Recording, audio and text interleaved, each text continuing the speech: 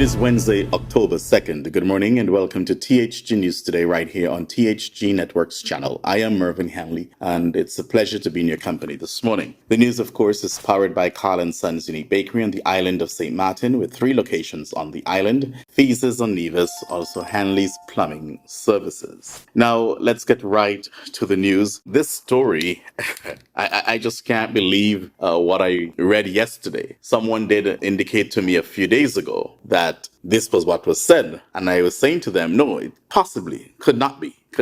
But this morning, and again, because I did not go back to the press conference itself, I did not hear it until Win FM of St. Kitts confirmed it. So let me just read this crazy press statement or the article from Win FM on St. Kitts. The Alexandra Hospital Expansion Project in Nevis began over 7 years ago and has not yet been completed. Nevisions have been in limbo for over 2 years as the project was halted. Premier of Nevis, the Honourable Mark Brantley, at his September 26 press conference, explained that the project should have resumed in May 2024, but the Nevis Island administration's efforts, hear this, in the Culturama 50 and homecoming celebrations delayed the restart. In other words, priority, they stopped it according to him because of Culturama 50. But we're going to get to that because Culturama 50 did not just happen. We knew of Culturama 50 10 years ago, but let's continue. The hospital wing, we had committed that we would restart the hospital wing. I think it was in May of this year because we had finally got what we had been waiting for a very long time. However, the government did take a look at the fact that we were celebrating 50 years of Culturama and our homecoming celebration, and we decided that we would need to upgrade our various facilities for that purpose. So we delayed the recommencement of the work of the hospital. Now, again, we're acting as if there is not a budget for these things. We're acting as if there shouldn't be a budget for the hospital,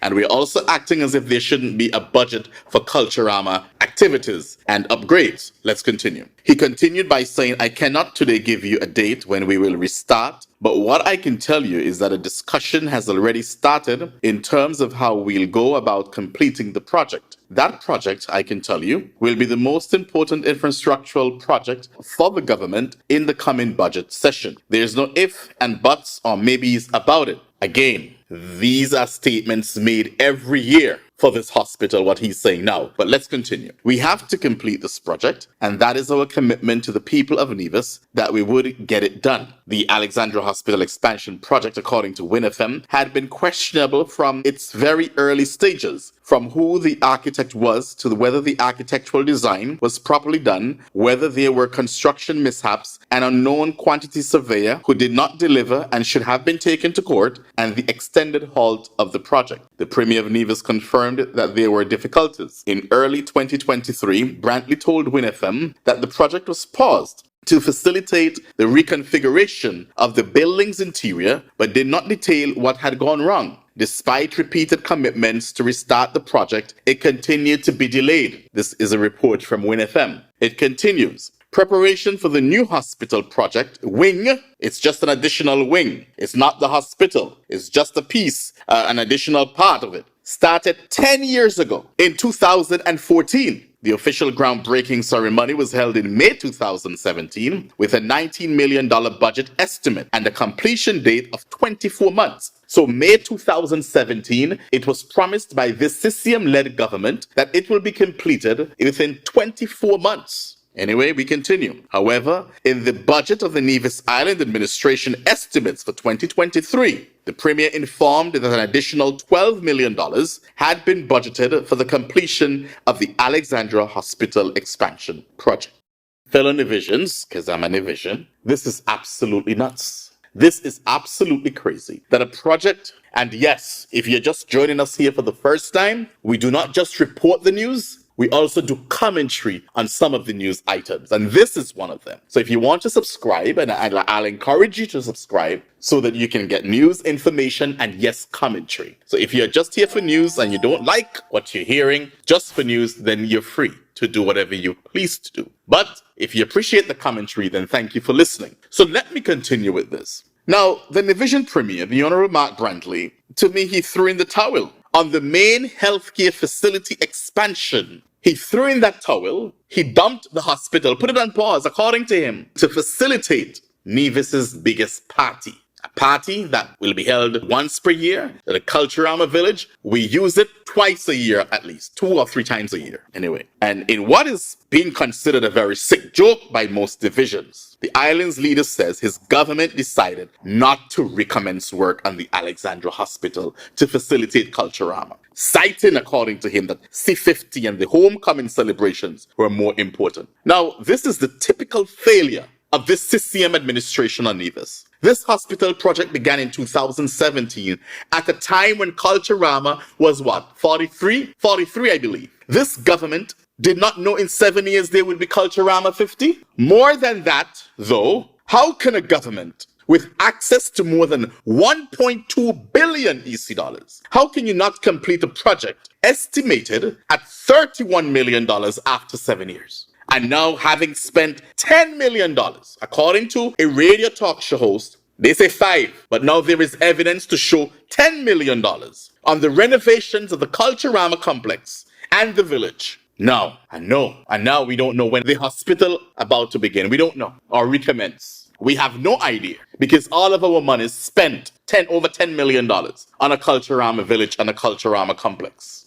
Really? If this was the NRP in office, this premier would have been on every radio station, not only in St. Kitts and Nevis, but throughout the Caribbean region, shouting on social media, calling for the resignation of the premier and of the NRP-led government. This is craziness. You can't pay civil servants, but you had a big party cost $10 million. Some of the health centers that do not have plasters. But here you are today. And you say it with such like you're so proud to say it. Oh, that's okay. We'll get it. So don't bother us until the next budget next year. We'll complete it. Or we will recommence it again. I mean, come on, guys. Come on. What nonsense. Nonsense. Pause for years. $10 million only to finance and support a few supporters. And a village that only used 2 and 3 times per year. Let's continue. Now, Caribbean residents, dock workers from Maine to Texas initiated a strike, and I want Caribbean citizens to listen to this because this may affect you. Initiated a strike on early Tuesday following unsuccessful negotiations over wages and automation, leaving 36 major ports along the eastern Gulf Coast affected. The walkout involves about 45,000 members of the International Longshoremen's Association and is the first large-scale strike of this kind since 1977. The strike is expected to cause significant supply chain disruptions if it continues for an extended period. Caribbean region could feel the impact as the affected ports are crucial for importing essential goods like food, raw materials, and manufactured products. Prolonged delays may lead to shortages, particularly of perishable items like fruits and vegetables, which would drive up costs. In addition, many Caribbean islands depend on East Coast ports for exports, and a drawn-out strike could hinder local economies reliant on trade. In addition to disrupting cargo shipments, the strike could result in delays for cruise ship schedules and cause backlogs at other ports, particularly in the U.S. West Coast. This would further complicate the flow of goods to the region. If the work stoppage persists, businesses in the Caribbean, including those in the Virgin Islands, could see higher operating costs due to increased shipping times and fees. Despite progress in wage negotiations the previous day, the strike began shortly after the contract between the ILA and the U.S. Maritime Alliance expired Tuesday midnight. Workers in various locations, including the Port of Philadelphia and the Port of Houston, have set up picket lines to demand fair wages and job protections from automation, which they say threatens their livelihood. The union is pushing for a 77% wage increase over 6 years, while port employers have proposed a 50% wage increase along with limitations on automation. Concerns are mounting about potential shortages of essential goods, so we'll see where that goes. We are following this. The experts estimated that this strike could cost the U.S. economy between $3.8 billion and $4.5 billion per day if it continues for the next several weeks.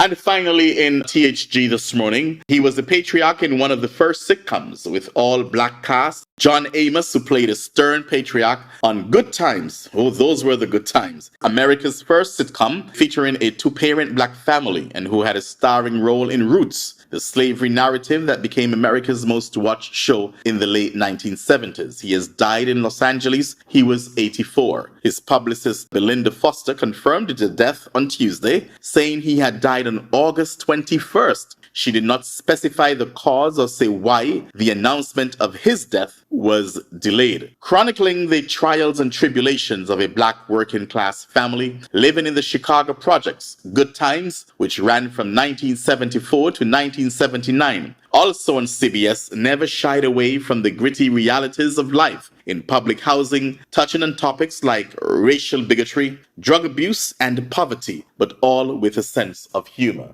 That was definitely the best show back in the 1970s, 80s, and up until now, as far as when you want to just relax at home and if you just want to go down to a memory lane with your family and just have a good chill day, you put on Good Times, yeah? So rest in peace, the man himself, John Amos. With that, we've just concluded THG News for today with commentary. Do join us again tomorrow morning, God's willing, at 6 o'clock Atlantic Standard Time for a similar presentation. My name is Mervin Hanley. Have yourselves a wonderful day.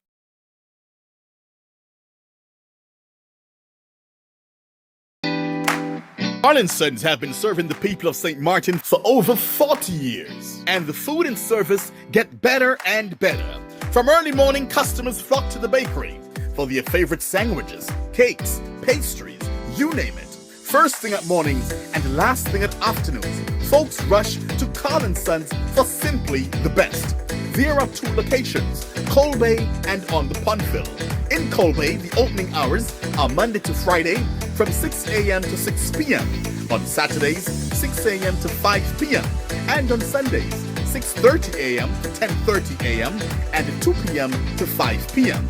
Opening hours on the Punfill, Monday to Friday, 6:30 a.m. to 6 p.m. Saturday and Sunday, 6:30 a.m. to 1 p.m. We also cater for weddings, parties, special events, whatever the occasion. It's Carl & Sons.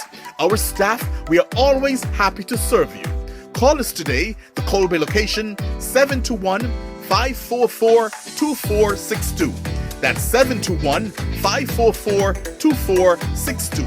Or in Phillipsburg, 721-543-1059. That's 721-543-1059. It's Carl & Sons Bakery. We are here to serve you.